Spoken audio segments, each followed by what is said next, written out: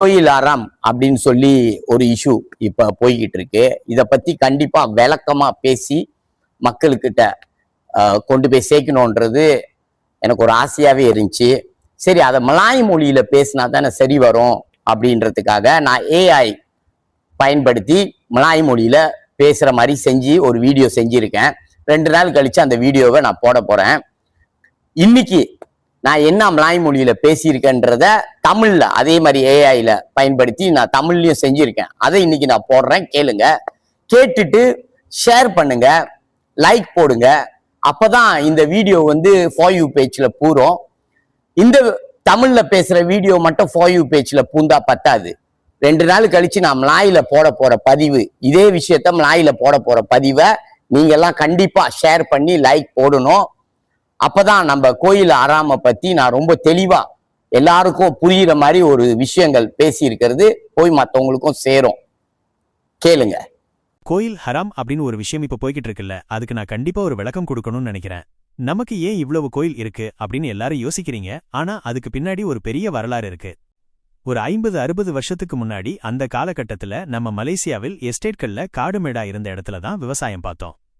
அந்த நேரத்துல அதிகாலையிலையும் நள்ளிரவுலையும் வேலைக்கு போயிட்டு வரும்போது எந்த கெட்டதும் நடக்காம இருக்கவும், காத்து கருப்பு பயம் இல்லாம இருக்கவும், நோய் நொடிகள் அண்டாம இருக்கவும் நம்ம போற வர்ற பாதையில ஒரு கோயில வச்சு கும்பிட்டு தான் போயிட்டு வந்தோம். அது நமக்கு ஒரு பெரிய பாதுகாப்பா இருந்துச்சு. முக்கியமா சொல்லப்போனா அந்த காலத்துல JKR, KTM, TNB போன்ற எல்லா அரசாங்க துறைகளுமே நம்ம ஆளுங்க தான் அதிகமா வேலை செஞ்சாங்க. அப்போதெல்லாம் இன்னைக்கு இருக்கிற மாதிரி பெரிய பெரிய இயந்திரங்கள் கிடையாது. எல்லா வேலையையும் கையாலேயே கஷ்டப்பட்டு செய்ய வேண்டிய சூழல். அப்படிப்பட்ட கடினமான அரசாங்க வேலைகளை செய்யும்போது அடர்ந்த காடுகளை அழிச்சு ரோடு போடும்போதும் தண்டவாளம் அமைக்கும்போதும் அங்கேயே தங்கி வேலை செஞ்சோம். அப்போ பாதுகாப்புக்காகவும் மன தைரியத்துக்காகவும் நம்ம எங்கெல்லாம் வேலை செஞ்சோமோ அங்கெல்லாம் ஒரு கோயிலை உருவாக்கி கும்பிட்டோம். இதனால்தான் இன்னைக்கு நமக்கு அங்கெல்லாம் இவ்ளோ கோயில் இருக்கு. இன்னைக்கு உலகத்துல எந்த மதத்தைச் சேர்ந்தவங்களா இருந்தாலும் ஒரு புது வேலையை தொடங்கும்போது அந்தந்த மதமுறைப்படி சாமி கும்பிட்டுட்டு தான் ஆரம்பிக்கிறாங்க. இது எல்லா மதத்துக்கும் பொதுவான ஒரு பழக்கம்தான். ஆனா அந்த காலத்துல இந்த கடினமான வேலைகள்ல நம்ம ஆளுங்கதான் அதிகமா இருந்ததால இயற்கையாவே நம்ம உருவாக்கின கோயில்களும் அதிகமா இருக்கு. இன்னொரு விஷயத்த நான் இங்க பதிவு பண்ண விரும்புறேன்.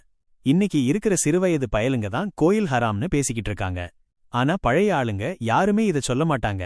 ஏன்னா அன்னைக்கு தமிழர்கள் எந்த அளவுக்கு கஷ்டப்பட்டு உழைச்சாங்கங்கிற உண்மை அந்த காலத்துல வாழ்ந்த பழைய ஆளுங்க எல்லாருக்கும் நல்லாவே தெரியும். இன்னைக்கு நீங்க ரோடு பாலம்னு பாக்குற இடத்துலலாம் அங்க அரசாங்கத்தோட அந்த திட்டங்கள் வர்றதுக்கு முன்பே நம்ம வழிபாட்டு இடங்கள் அங்க சில இடங்கள்ல பதிவாகியிருக்கு. கோயிலைச் சுத்தித்தான் நீங்க ரோடையும் பாலத்தையும் போட்டீங்க. ரோடு போட்டதுக்கு அப்புறம் நாங்க அங்க கோயிலை கட்டல. இது நம்ம தமிழர்கள் பழக்கம் மட்டும் இல்ல. இன்னைக்கு வரைக்கும் சீன நண்பர்கள் ஒரு பெரிய கட்டிடம் கட்டுறாங்கன்னா கூட முதல்ல அவங்க பாதுகாப்புக்காக ஒரு கோயிலை வச்சு வணங்கிட்டு தான் அந்த கட்டிடத்தையே ஏத்துறாங்க. ஒருவேளை பழமையான கோயிலா இல்லாம புதுசா ஏதாச்சும் கோயில முறையற்ற இடத்துல கட்டுனா அதுக்கு சட்டப்படி நடவடிக்கை எடுங்க, அதுல தப்பில்ல. ஆனா காரணமே இல்லாம நம்ம முன்னோர்கள் கஷ்டப்பட்டு வேலை செஞ்ச இடத்துல இருக்கிற அடையாளங்களை ஹராம் அப்படின்னு சொல்றத நிப்பாட்டணும். கோயில் இருக்கிறதுங்கிறது வெறும் வழிபாடு மட்டுமில்ல, அது நம்ம வாழ்வோடும் பாதுகாப்போடும் கலந்த ஒரு நம்பிக்கை. நான் போட்ட இந்த பதிவை கேட்டுட்டு மட்டும் போயிடாதீங்க, எல்லாருக்கும் ஷேர் பண்ணுங்க.